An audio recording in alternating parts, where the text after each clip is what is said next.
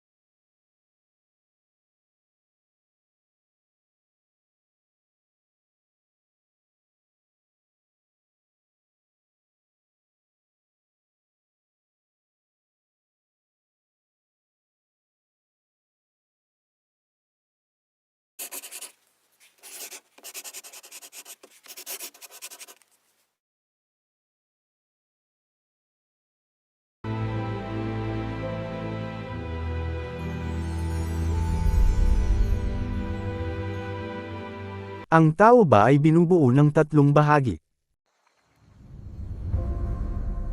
Totoo ba ang body, soul, and spirit?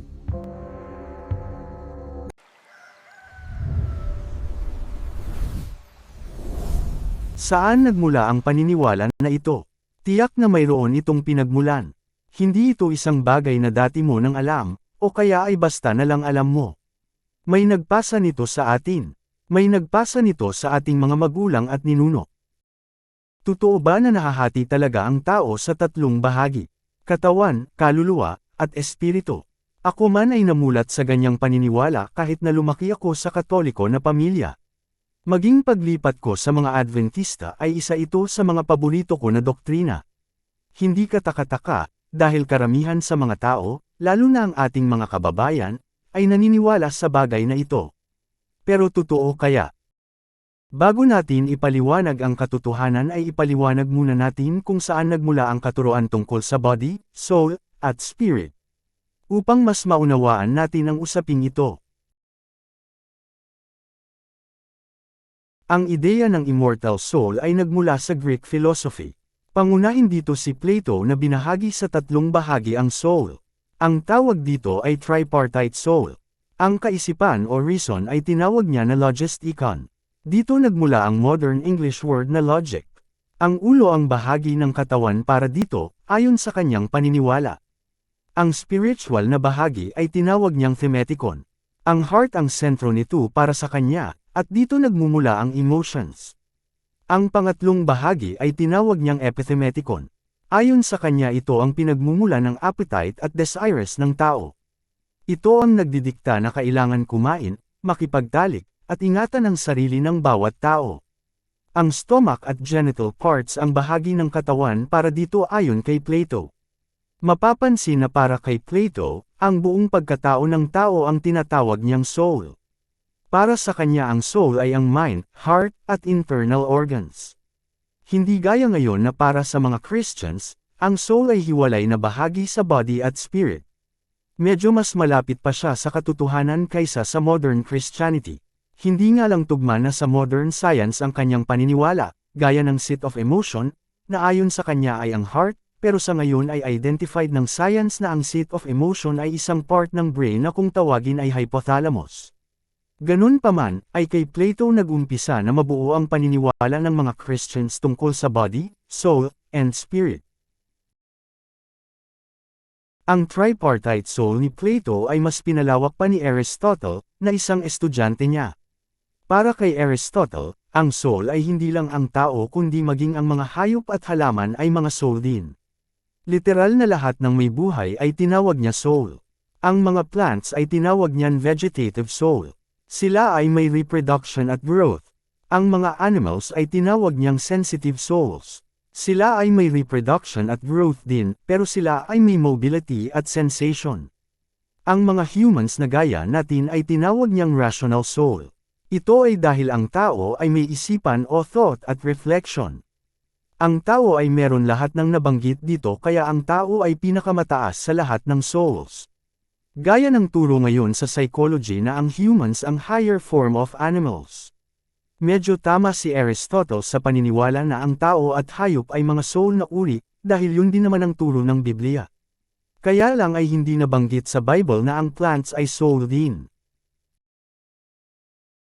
Sinalo ng mga early Christians ang Greek philosophy at inihalo ito sa Christian beliefs.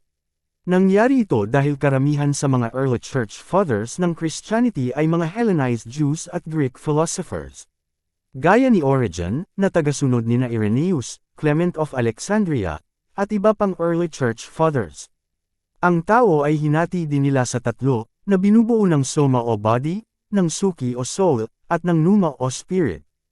Ito ang tinatawag na trichotomy, o tatlong bahagi. Pinaghalo nila ang Greek philosophy at Bible. Nababanggit daw ang body, soul, and spirit sa Bible. Gaya ng mababasa sa 1 Thessalonians chapter 5 verse 23. Ang spirit daw ang buhay na bumabalik sa Creator kapag namatay na ang tao. Ang body daw ay nasisira at nabubulok kapag namatay na. Pero ang soul daw ay ang bahagi ng pagkatao na hindi namamatay kahit napatay na ang katawan at humiwalay na ang espiritu. Ngayon na alam mo na galing pala ang paniniwalang ito sa Greek philosophy, ay maniniwala ka pa rin ba? Kaya nga sa paglipas ng panahon ay nagkaroon ng mga errors at contradictions sa Bible ang paniniwala na ito. Maging sa ilang doctrines ng early Christianity, naging ugat ito ng mga pagtatalo ng mga Christian leaders. Pagdating ng 4th century CE, ay pinangunahan ni Augustine of Hippo ang paglipat sa paniniwala na ang tao ay nahahati sa dalawang bahagi lamang, yun ay ang body and soul. Ito ang tinatawag na dichotomy o dalawang bahagi. Ayon sa paniniwalang ito ay iisa lang ang spirit at soul. Hindi maari na paghiwalayin ang spirit at soul. Ipinagpatuloy ni Thomas Aquinas ang pagsulong sa paniniwalang ito noong 13th century. Kasunod niya ay nagkaroon ng pagpupulong sa Council of Vienne noong 1312 CE, upang opisyal na pagtibayin ang paniniwala ng Catholic Church sa bagay na ito. Kaya ang paninindigan ng Catholic Church hanggang sa ngayon ay dichotomy o nahahati sa body and soul lamang ang tao at ang soul at spirit ay iisa lamang at hindi pwedeng paghiwalayin. Sa ating inabutang panahon, ay binuo ni Pope John Paul II, ang Theology of the Body, na lalong nagpatibay sa paniniwala ng Church na ang tao ay isang persona sa unity ng body and soul. Na sinundan ni Pope Benedict XVI at Pope Francis sa pagsasabing ang kabuuhan ng tao ay ang pagkakaisa ng dalawang ito, ang body and soul, at hindi bilang hiwalay na magkakaibang sangkap ng pagiging tao. Kaya malinaw na ang paniniwala tungkol sa pagkakabahagi ng tao sa tatlo, body, soul, and spirit, ay walang katotohanan kahit sa loob mismo ng Christian doctrines. Pero ang paniniwala na ito ay sa loob ng pamunuan lamang ng Catholic Church. Ang mga ordinary members nila ay patuloy na naniniwala sa tatlong bahagi ng tao hanggang ngayon. Ang totoo ang tunay na dahilan ng mga pahayag na ito ng mga modern popes, ay bilang tugon sa mga kumakalat na paniniwala tungkol sa trichotomy sa loob at labas ng simbahang Katoliko. Ang paniniwala kasi tungkol sa tatluhang bahagi ng tao ay muling lumitaw noong 19th at 20th centuries, sa pangunguna ng mga Germans at British Protestant theologians. Itong bandang huli ay pinasikat ng American fundamentalism at Pentecostal movements. Isa sa mga nakilalang nagsulong nito ay ang fundamentalist Christian na si Scofield. Pero ang mga modernong paniniwala na ito tungkol sa body, soul, and spirit, ay doctrinal kaysa sa biblical. Dahil ang totoo ay gusto lamang nila iugnay ito sa kanilang Trinity doctrine na ang God daw ay one but manifesting in three persons, the Father, the Son, and the Holy Spirit. Na isa na naman maling doktrina at hindi pinaniniwalaan ng channel na ito. Malinaw na ang pagpupumilit nila tungkol sa trichotomy ay bunga lamang ng tinatawag na imaginations of the heart. Pero hindi naaayon sa Bible. Ipinaglalaban nila na ang paniniwalang ito ay naaayon at nababatay daw sa Biblia. Nababanggit daw sa 1 Thessalonians chapter 5, verse 23, na ang tao ay may spirit, soul, at body. Totoo na nabanggit ang mga ito sa talatang ito pero walang sinabi sa talata na magkakahiwalay o pwedeng maghiwa-hiwalay ang mga ito. Ang isa pa nilang proof text ay ang Hebrew chapter 4, verse 12, na patunay daw na mapaghihiwalay ang soul at spirit. Kaya ang tao daw ay mahahati sa tatlo, body, soul, and spirit. Kaya lang ay ang Catholic na paliwanag lang ang kanilang tinapatan. Kaso mali din ang paliwanag ng Catholic Church. Dahil ayon sa Biblia ang soul at spirit ay magkaiba naman talaga. Ayon sa Biblia, ang soul ay physical. Ipapaliwanag po natin yan mamaya. Mag-cross-check tayo sa iba pang mga talata na ginagamit ng mga naniniwala sa tripartite soul o trichotomy. Karaniwan po sa Bible na ginagamit ang mga body parts ng hiwa-hiwalay upang bigyang diin o ma-emphasize ang mensahe o ang kahalagahan ng mensahe. Sa Torah ay may nababanggit na tatlo tungkol sa tao.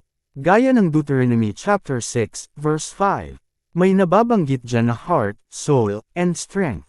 Subalit hindi ito sapat na batayan na may tatlong bahagi ang tao. Pansinin na ito ay tungkol sa physical na innermost part of man. Ginamit ito upang bigyang diin na ibigin natin ang Elohim ng buo sa buo nating pagkatao. Sa chapter 10, verse 12, naman ay dalawa lang ang nabanggit. Ang heart and soul lang. Ibig bang sabihin ay kung ilan ang mabasa ay yun na ang bahagi ng tao. Sa 1 Samuel chapter 12, verse 24, naman ay isa lang ang binanggit. Heart lang. Paano ngayon yan? Kung totoo, na tatlo ang bahagi ng tao dahil tatlo ang nabanggit, ay paano naman ito na isa lang ang nabanggit? At paano na lang sa version mismo ng Messiah sa Mark chapter 12, verse 30? Sa version na ito ng Messiah ng Deuteronomy 6:5, ay apat ang ginamit niyang salita. Ang heart, soul, mind, at strength. Apat na naman ba ang bahagi ng tao? Hindi. Ang ibig sabihin lang nito ay ibigin natin ang Elohim sa ating buong pagkatao. Kung papansinin ay inner man lahat ang mga bahaging ito ng tao. Ano ang sinasabi sa Biblia?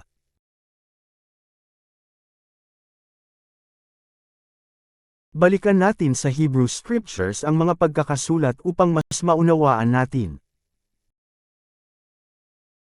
Ang mga salitang makikita natin dito ay Ha-Adama na ang salitang ugat ay Adam. Neshamat na ang salitang ugat ay Neshama. Lenifish na ang salitang ugat ay Nephish. Ang Adama ay may kahulugan na ground at iniuugnay nila sa body. Ang Neshama ay may kahulugan na breath at iniuugnay nila sa spirit. Ang Nephish ay may kahulugan na breathing creature at isinalin nila bilang soul. Kung titingnan, ay mukhang totoo nga ang trichotomy dahil makikita ang body, spirit, and soul dito. Pero yan ang tricky part. Nag-umpisa ang tangkang pandaraya sa Biblia noong sinaunang panahon pa. Nang isalin ang Hebrew Scripture sa Greek ay isinalin ang Nephish bilang pneuma kaya naging soul ito sa English. Halata dito na sinadya nilang isalin na soul ang Nephish upang lumitaw ang tatlong bahagi ng tao na gusto nilang palitawin. Kahit na wrong translation ang pneuma o soul. Dahil ang Nephish ay pisikal. Hindi ito invisible. At hindi rin ito immortal.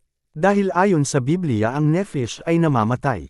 Ang Nephish ay isang uri ng living thing na humihinga o breather, gaya ng mga tao at mga hayop. Parehong Nephish na uri ang tao at hayop. Ipapaliwanag po natin yan mamaya. Kaya hindi pa rin ito patunay na tama ang trichotomy na paniniwala. Malinaw na ang soul ay isang mistranslation ng Hebrew word na Nephish. Ang Nephish ay ang mismong body ng Adamic being. Kung ang pananaw nila tungkol sa soul o kaluluwa ang pagbabatayan, ay mas tama pa na isalin na soul ang Neshama, dahil ito ang invisible na bahagi ng tao at hindi rin nawawala sa sandali ng kamatayan. Narito ang isang kasulatan tungkol sa body at spirit ng tao. Ruach ang Hebrew word na isinalin dito na spirit. Paglilinaw lang, hindi isang spirit individual ang bumabalik kay Elohim kundi ang mismong buhay na siya ang nagbigay. Pero hindi ba breath of life ang ibinigay ni Elohim sa tao at hindi naman spirit? Ang breath of life ay tinawag na Ruach Eloah, o Spirit of Eloah, ni Job. Ang Neshama ay ginamit din bilang spirit ng tao ayon sa Kawikaan. Ibig bang sabihin na ang tao ay may tatlong bahagi na katawan, kaluluwa at espiritu? Hindi po. Una, ang soul at spirit ay iisa lang ayon sa kasulatan. Sila ay interchangeable depende sa gamit. Pangalawa, ang kaluluwa at espiritu ay hindi hiwalay sa katawan. Ang isinali na kaluluwa sa Biblia ay ang mismong tao. Gaya ng mababasa sa Exodus 1, verse 5. Ang mismong persons ang tinutukoy dito na souls. Ang neshama, o breath, ay ang hininga na nagbigay buhay sa katawan ng Adam upang maging isang nephesh na buhay o kaluluwang may buhay. Ang katawang lupa ng Adam ay walang buhay bago hingahan ng buhay dahil patay ang tao kung wala ang espiritu. Hindi maaaring maghiwa-hiwalay ang mga ito. Ang neshama at ruach ang buhay. Ang nephesh ang uri, o class, ng may buhay na nilalang ang Adam. Ang tao ay nabibilang sa mga nabubuhay na kung tawagin sa Torah ay nephesh. Ang nephesh ay mga nilalang na may buhay na humihinga. Ayon sa Genesis 7, ang lahat ng nilalang na may buhay, kasama ang mga hayop, ay may breath of life. At lahat sila ay namatay sa malaking baha noong panahon ni Noah. Kaya ang kaluluwa ay namamatay. Hindi totoo ang katuruan ng mga Greeks na immortal soul. Hindi totoo ang multo. Hindi totoo ang necromancy o na nakakausap ang mga patay. Ang totoo ang paniniwala sa isang spiritual entity na tumitira at humihiwalay sa katawan ay paniniwala na nagmula sa Greek mythology at Greek philosophy. Ang nephesh ay ang mismong uri ng tao bilang isang nilalang na humihinga gaya ng mga hayop. Ang tao at ang hayop ay parehong nephesh o kaluluwa. Tayo ay parehong kaluluwa ang uri, hindi may kaluluwa, kundi kaluluwa mismo. Gaya ng nakasaad sa Genesis 1, verse 30. Tinawag na nephesh kaye ang mga hayop kung paanong tinawag na nephesh kaye ang tao. Mapapansin na dalawang Strong's reference numbers ang nakalagay sa life. Ito ay dahil dalawang Hebrew words ang nakasulat dyan sa Hebrew scriptures, nephesh kaya, o living souls. Itinago ng mga translators ito para takpan ang doktrina nila na walang kaluluwa ang mga hayop. Ang punto natin dito ay ang life form nating mga tao ay pareho lang sa mga hayop. Ang totoo ay mga kaluluwa, o souls, din ang mga hayop. Kung ang pagbabatayan ay ang Biblia at mga pagkakasalin sa Biblia. Naalala ko nung ako ay estudyante pa ay nakipagtalo ako sa teacher ko sa science dahil dito. Sabi ko kasi hindi dapat sabihin na ang tao ay kabilang sa animal kingdom kundi ang mga hayop ang kabilang sa soul kingdom na kinabibilangan ng mga tao dahil parehong soul ang tawag sa uri ng nilalang ng may buhay sa tao at hayop. Hindi ko naman alam noon na may pag-aaral pala na kung tawagin ay Anima Mundi o Soul World. Ang ruach at neshama ang buhay ng tao kagaya ng sa mga hayop. Ang tao at hayop ay parehong nabubuhay sa spirit at breath ayon sa kasulatan. Kaya mamamatay ang tao kapag wala ang spirit. Mali ang katuruan na walang espiritu ang mga hayop. Narito ang isang katibayan sa kasulatan, Ecclesiastes 3, verse 21, na nagsasabi na may spirit of man at may spirit of animal. Sabi nila ay mali daw ang salin ng Ecclesiastes 3, verse 19, dati na may iisang spirit ang tao at hayop kaya ginawa nila itong breath pero kung susuriin ito ay spirit talaga dapat dahil ang salitang ginamit ay ruach. Kaya ang mga hayop ay may spirit din kasi spirit is life.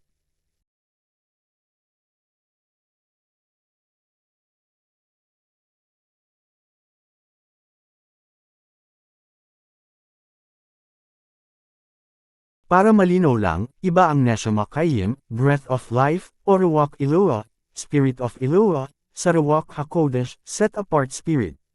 Ito ay dahil kung ito ang Holy Spirit ay mangangahulugang ang mga hayop ay may Holy Spirit din na hindi maaaring mangyari dahil sa mga tao nga ay hindi lahat may Holy Spirit.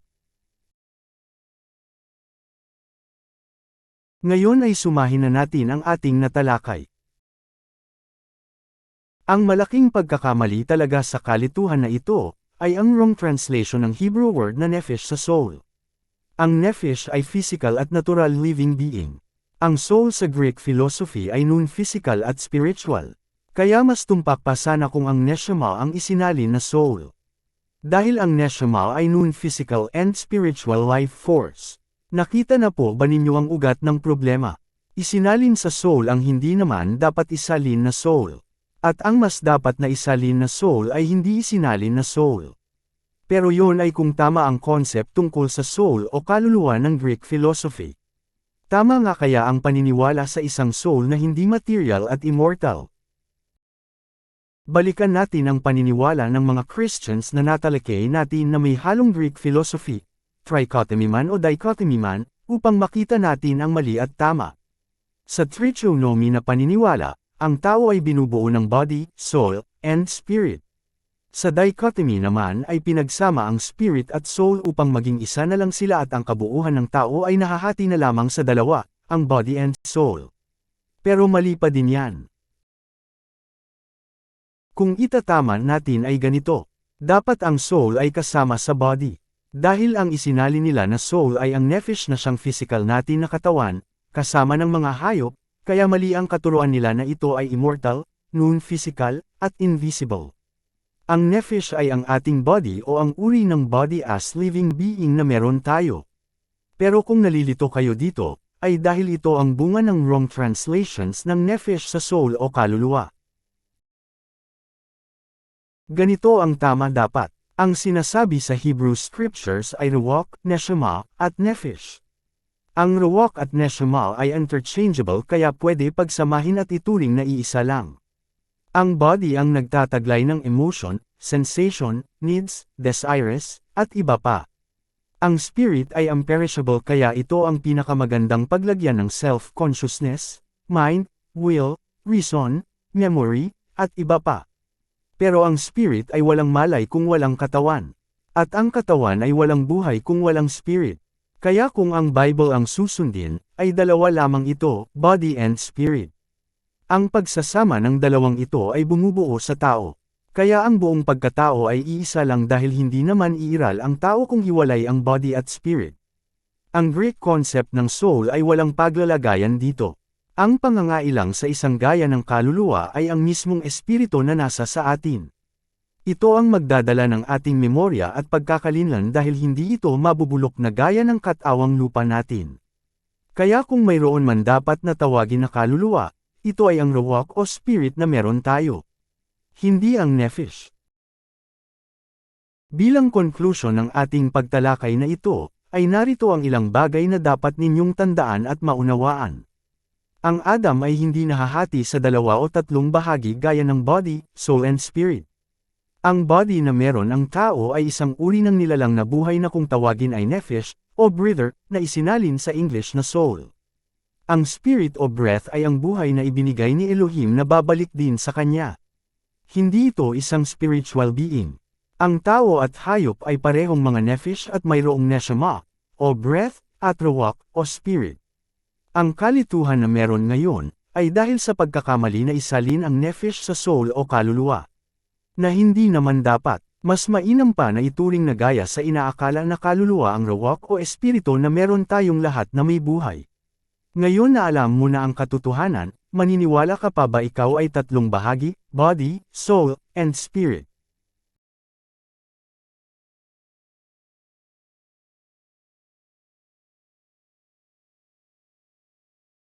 Paki-subscribe upang maging updated kayo lalo na sa mga darating pa na mga videos at announcements. Kung inyo pong mamarapatin, ay bukod po sa pag-subscribe, ay paki-like po ang aming video kung inyong nagustuhan, at pakisuyo na rin po na e-share at huwag kalimutan na pindutin ang notification bell. Kung kayo po ay may katanungan po na, at anumang concern ay paki-comment po sa ibaba.